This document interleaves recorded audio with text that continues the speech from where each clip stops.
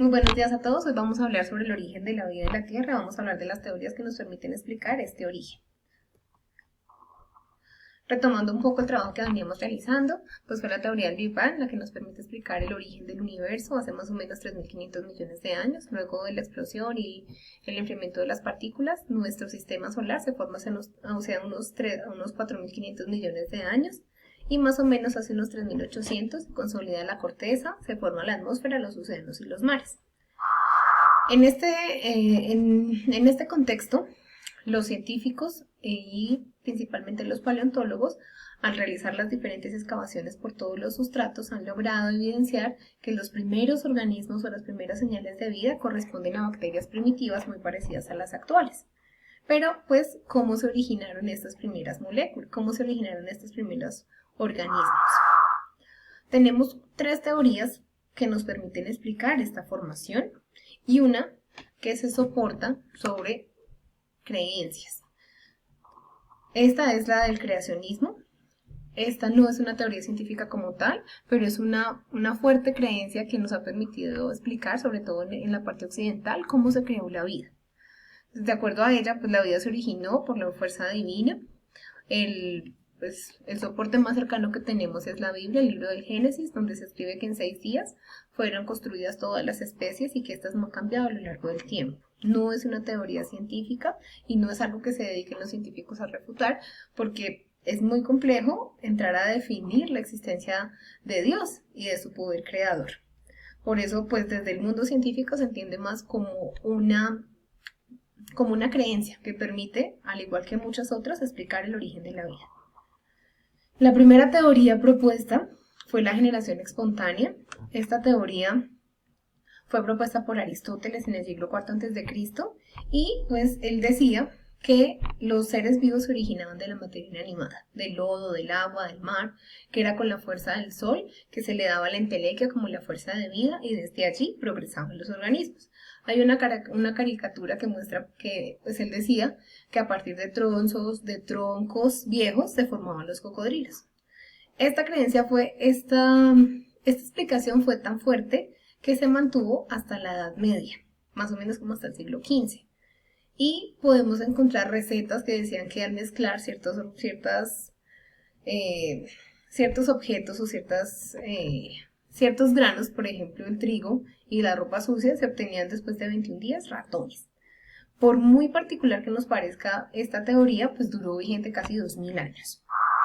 Fue solamente hasta el siglo XVI, hasta el siglo XVII, con los experimentos de Redi, que se puso en juego esta teoría. Él no estaba de acuerdo con que los seres vivos se originaran de la materia inanimada. Él entendía y proponía que se originaban a partir de otros seres vivos, pero era difícil pues en ese momento hacer la comprobación. Él montó este experimento, colocó tres tarros y en ellos colocó carne. Una de las mayores dificultades en ese momento en el siglo XVII era la conservación de la carne, porque no había neveras y muchos de los insectos colocaban sus larvas dentro de la carne y desde allí se desarrollaban hasta insectos. La gente no entendía este proceso, entonces pues ellos decían que de la carne salían los gusanos, así como nosotros hoy actualmente podemos comernos una guayaba o vemos un gusano y decimos pues que el gusano salió de la guayaba, pero ¿de dónde realmente salieron estos gusanos? Con sus montajes él colocó tres montajes. El primero lo dejó destapado, el otro lo tapó con pergamino y el otro con gasa. En los que estaban tapados, efectivamente, los insectos no lograban entrar, no lograban dejar sus larvas y no había crecimiento de insectos. A pesar de la veracidad de sus experimentos, su idea no tuvo mayor aceptación y decían que no, que era la fuerza divina y que eran las otras fuerzas las que permitían el crecimiento de los seres vivos. En el siglo XVIII Spallanzini retoma nuevamente sus experimentos y trata de mostrar que efectivamente los seres vivos provienen de otros seres vivos. Él en esta ocasión tomó caldos de carne y experimentó con los microorganismos. Él realizó dentro de sus montajes, tomaba los caldos de carne y los tapaba. Al taparlos, al hervirlos, al esterilizarlos y taparlos, pues ya no se generaba un crecimiento microbiano. No obstante, los científicos de la época le decían que no era válido porque al tapar el frasco se evitaba que el soplo de vida entrara y que por ello pues la vida no era posible. No era posible que se desarrollaran los microorganismos dentro del caldo. En el siglo XIX aparece Louis Pasteur. Él fue uno de los más reconocidos pensadores de este siglo. Él fundó la microbiología, demostró que las enfermedades eran causadas por agentes patógenos, por agentes microbianos que generaban algunos procesos de enfermedad dentro del cuerpo. Inventó la pasteurización, que fue la eliminación de algunas bacterias y algunos microorganismos a través del calor, y él desarrolló las vacunas. Fue pionero en el desarrollo de la vacuna de la rabia y de la viruela. ¿Cuáles fueron sus experimentos? Entonces él, al igual que Spallanzani, también tomó caldos de cultivo, pero en esta ocasión no los tapó. Él lo que hizo fue curvar a través del calor el cuello de estos frascos, hervir nuevamente los caldos de cultivo y dejarlos abiertos.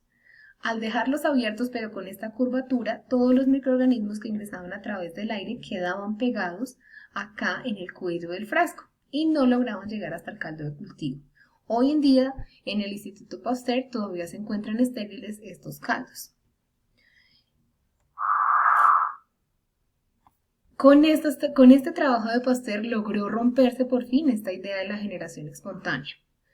Y pues lograron los biólogos y los pensadores de ese momento proponer que efectivamente la vida proviene de la vida, no de las sustancias materiales, inanimadas que podemos encontrar en el mundo natural.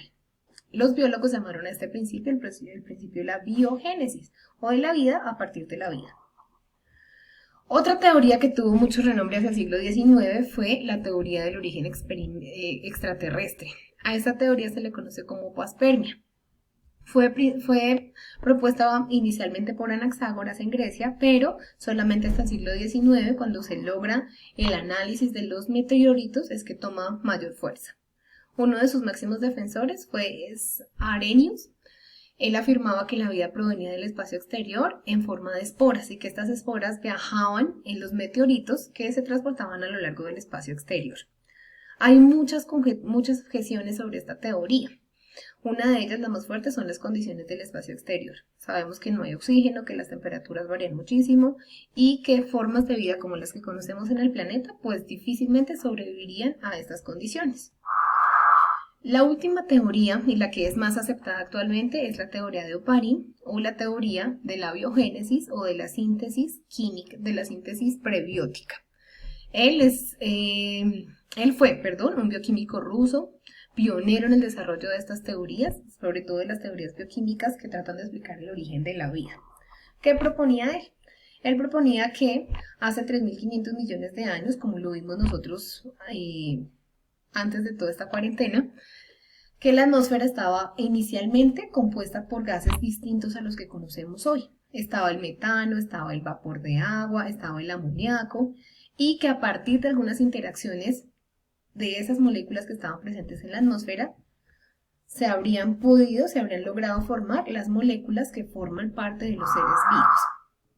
Pero ¿cómo se formaron estas biomoléculas? Él propone que a partir de las radiaciones solares y de las descargas eléctricas se rompieron algunos enlaces de esas moléculas que estaban puestas aquí en la atmósfera. Y la interacción, o sea, su reorganización, permitió la formación de esas moléculas básicas que hacen parte de los seres vivos. Él propone que a través de estas nuevas interacciones, del rompimiento, como lo vemos acá, de las diferentes moléculas originarias de la atmósfera, se podrían reorganizar estas moléculas y formar azúcares, grasas simples, aminoácidos y otras moléculas sencillas que cuando bajaron en el agua hasta el océano, pues dieron paso a interacciones moleculares más fuertes y formaron las sustancias más complejas. Lo vemos mejor aquí en esta imagen. Él propone que todas esas interacciones moleculares se dieron en la atmósfera. Con la lluvia se depositaron estas moléculas, se depositaron en el océano, donde las condiciones de temperatura y demás son más estables. Allí, durante millones de años, interactuaron hasta que se formaron por azar las primeras moléculas que dieron paso a los seres vivos. Entre ellas vemos acá, para él, sobre todo las moléculas lipídicas permitieron la formación de las membranas. Las enzimas que quedaron dentro de estas membranas permitieron la formación de sustancias energéticas y también dieron paso a la formación de las primeras moléculas que eran capaces de replicarse, entre ellas el ARN.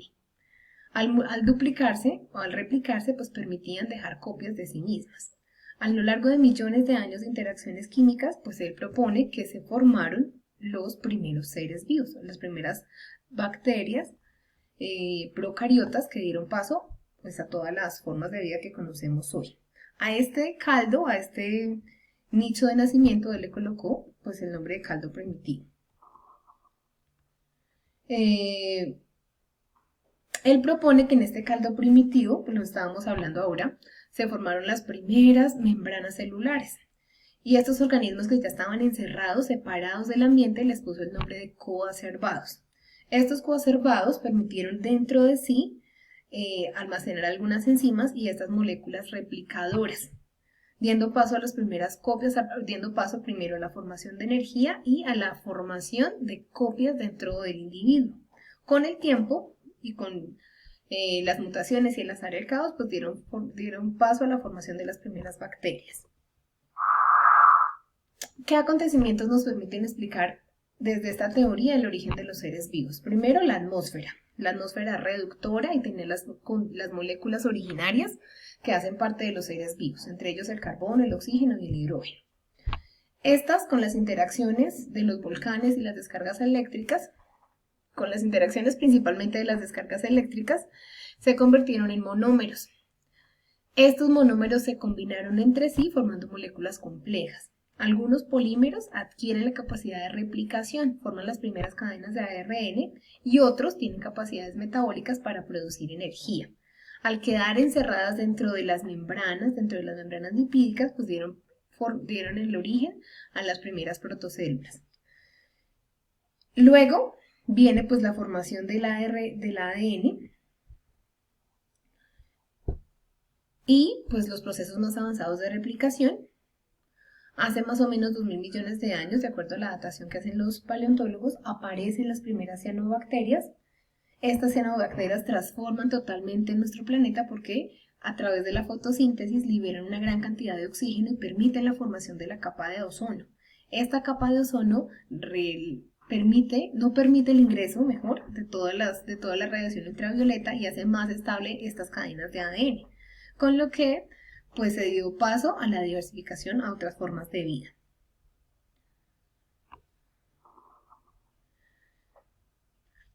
La teoría de Oparin fue viable, fue aceptada, sin embargo, hasta 1953 no habían pruebas reales de que esta teoría, de que esto fuera como él lo proponía.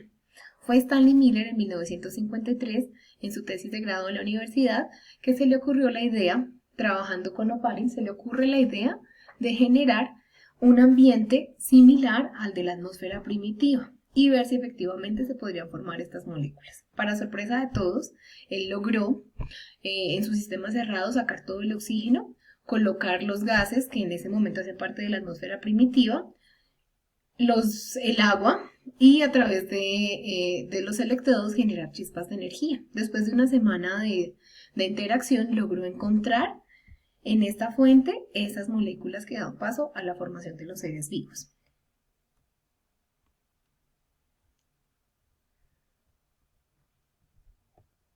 Con esto, reafirmó más pues, la teoría del origen químico de los seres vivos.